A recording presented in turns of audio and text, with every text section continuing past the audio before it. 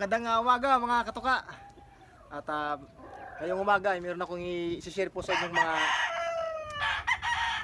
idea lang at tip sa kung paano tayo magseleksyon ng broodstag or yung ating gagamitin sa breeding. So disclaimer po, no animals were harmed in the making of this video. Ito mga idol, meron akong hawak dito na gray.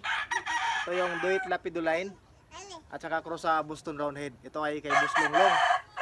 So sa pagseleksyon po ng broodstag, mas gusto ko po yung katamtaman lamang na laki ng katawan.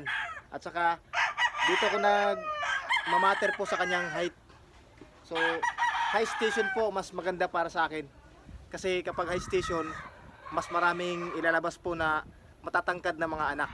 Ayan. So dito lang ay i-wave ko lang kasi nandun yung, yung anak ko. Ayan po. So ito yung broodstag mga idol. Napaka ganda ito para po sa akin kasi hindi pa natanggalan ng kanyang palong. Oh, ayan oh, napakaganda. At ito sa mga nagsiselect din po diyan ng mga materials po nila. Alam ko magkakaiba tayo ng gusto or mga tipo sa kung paano tayo pumili ng mga materials. At isa sa mga basihan din po natin, di ba, siyempre yung mga winning lines. Yun po yung ating pinagtitingin ng pansin, yung mga winning lines. Ay ngayon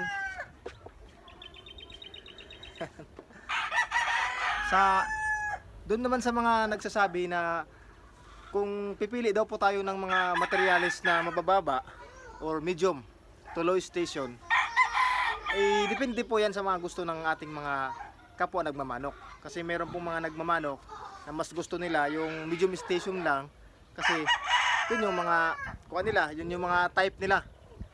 Dahil yung medium station daw, medyo maganda daw yung cutting ability ng kanilang mga warriors.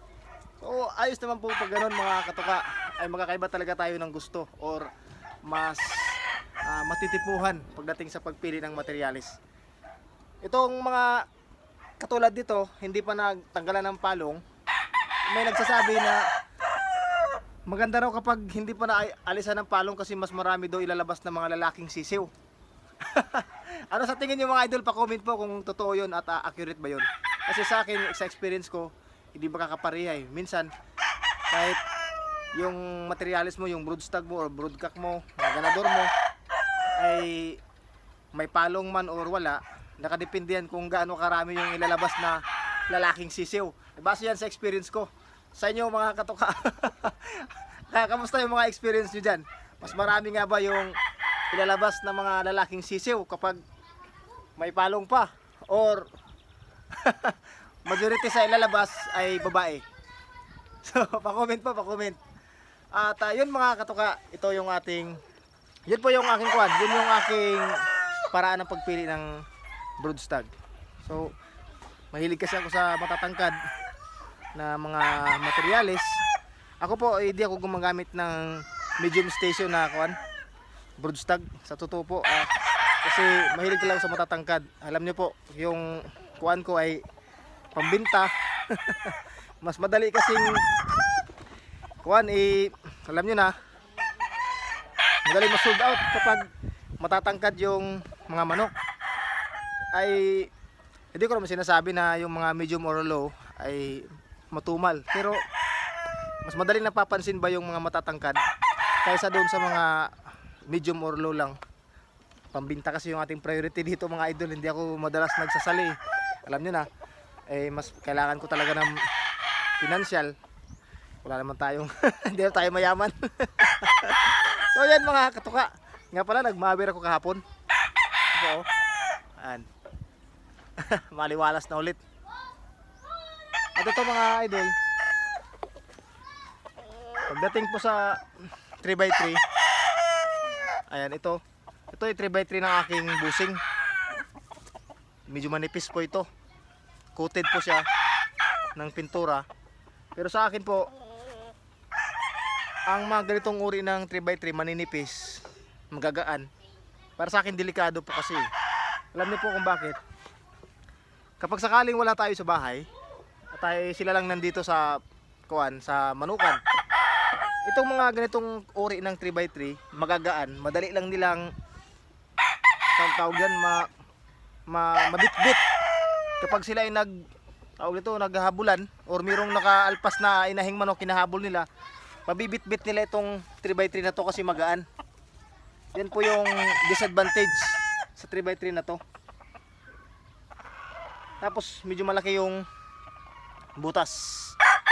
Hindi malalagyan ng mga 1 month old na sisiw or mga maliliit na mga sisiw kasi nakakaalpas. Kaya ang pinipili ko itong uri po ng 3x3 na to.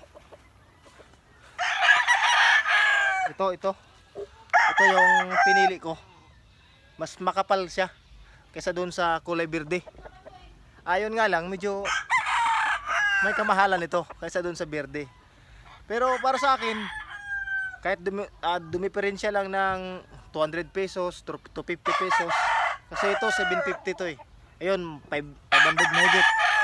So kahit dumiperensya lang ng 200 mahigit, ayos to sa akin. Ang mahalaga ay komportable ako dito, tsaka durable. Ito yung aking mas prefer na gamitin. Tsaka matagal din to masira, mga idol. Itong ganitong kabaga o kakapal na 3x3. Dito po kasi sa amin, sa bayan namin dito, ay wala pang yung bang galvanized ba? Yung walang pintura or hindi siya coated ng pintura. Sana magkaroon sana dito, kaso lang wala pa eh. Meron kang ma-order kaso online. Matagal dumating, tsaka hassle kasi pag shipping medyo mahal. So itong mga ganitong uri po ng mga 3x3 lang yung aming nabibili dito. Teka lang, takpan ko lang to. Huwag mo kalimutan mga idol, napakainit ng panahon. Huwag niyong kaligtaan na takpan talaga yung ibabaw ng mga 3x3 nyo. Kasi baka madisgrasya yung mga alaga nyo manok, mabilad sa araw, delikado po. So yan yung mga bantayan or pamantayan sa pag-alaga natin ng manok. Siyempre yung mga kuwan din nila, yung lubid, kailangan i-check talaga natin. Kasi ako dito sa isang buwan, pagdating ng isang buwan, sinecheck ko kapag maayos pa at matibay pa, hindi mo na pinapalitan. Pero kapag may nakitaan ako ng kunting buhol, palit na kaagad para makaiwas po sa pagkaputol, ay makaproblema pa sa mga alagang manok, baka mag-abot sila, delikado. So yun yung mga paalala lang naman mga katuka sa inyong mga nagmamanok dyan. Ano? Ayan po, ganda. Ayan. Ito lang po yung backyard ko.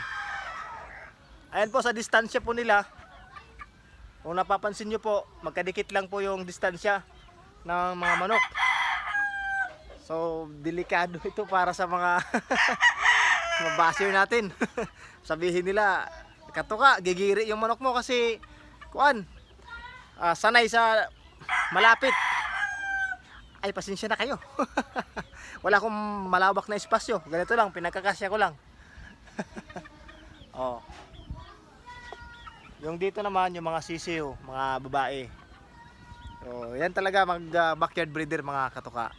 Ay pinagkakasya-kasya lang natin yung espasyo na meron po tayo. Dahil hindi naman tayo ganun ka big time na mas may malawak na manukan. Ito lang.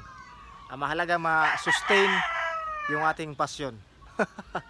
So yun lang mga katuka. Shout out muna sa inyong lahat. At binabati ko lahat ng mga may kaarawan ngayon. At belated sa mga may kaarawan kahapon. Para bukas, advance happy birthday. Ingat po kayo at paki-subscribe po ng aking YouTube channel sa mga hindi pa nakasubscribe. At i-follow nyo po ako doon sa aking Facebook account, yung Katuka Backyard. Magkulitan tayo. Doon ako nag-upload madalas ng aking mga short videos sa aking Facebook account, Katuka Backyard. Thank you po sa mga nag-follow na. At God bless, share the video. Ingat po kayo. Sana masaya ka lang at lagi nating tandaan, ang sabong ay sports lang. Huwag tayong magpakalulong sa sugal. Ingat.